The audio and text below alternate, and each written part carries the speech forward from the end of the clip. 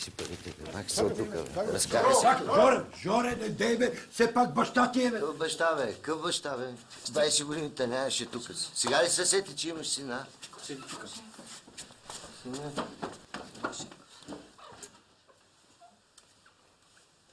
Заповядай. Седни. Седни. Заповядай. Аз после ще му го дам. Ето. Една чашка.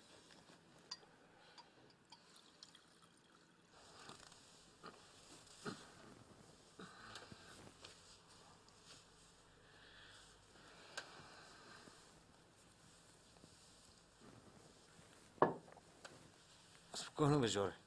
Не се е случило нищо ужасно. Става нещо ужасно. Ритуалът изгоря с цялата документация. Аз просто не знам. Аз не знам откъде е тръгнал пожарът, да? И така. Вие сега двамата не сте женени. Де Юре. Де кой? И аз трябва да ви бракосъчетая наново. Айде по един подпис. Тука и тука. Айде. Аз вече не искам да се подписвам. Ние май грешка направихме. Ай, се. Абе, чакайте, бе! Аз тук ком ли съм ли? Какво съм аз от вас тук? Моля се, Жоре. Чакай. Виж какво, не сме един за друг. Ти военното око не можеш да излъжеш. Бе, вие сте си като дупе и дупе. В хубавия смисъл на думата, разбира се. Нушо! Но ще ти поудяйма! За какво беше той всичкия хевер? Аз тогава си тръгвам. Няма ли? Преди да решите, мога ли да кажа нещо?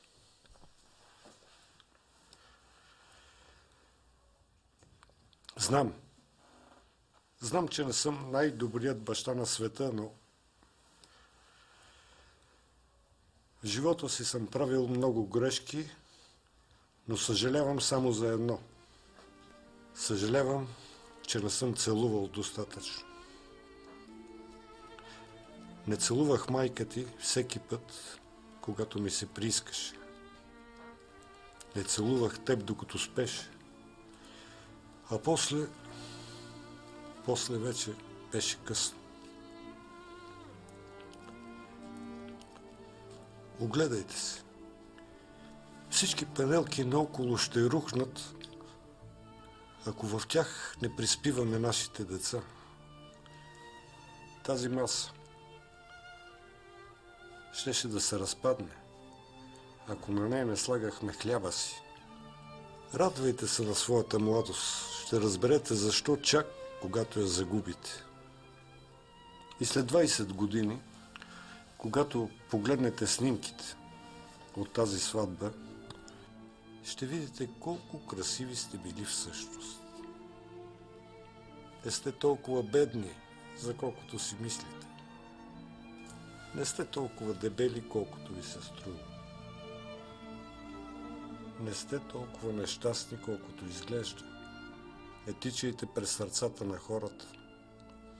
По този начин ще унищожите своето сърце. Простете обидите. И ако разберете как, моля ви се, кажете ми. Не се страхувайте какво ще стане утре. Може да се разделите още в понеделник, а може да посрещнете и златната си сватба. Всичко е въпрос на късмет. Но едно е сигурно. И вие ще остареете. И когато един ден децата ви ядосат, ще им кажете: едно време ние уважавахме родителите си. Уважавайте родителите си. Но преди всичко се целувайте.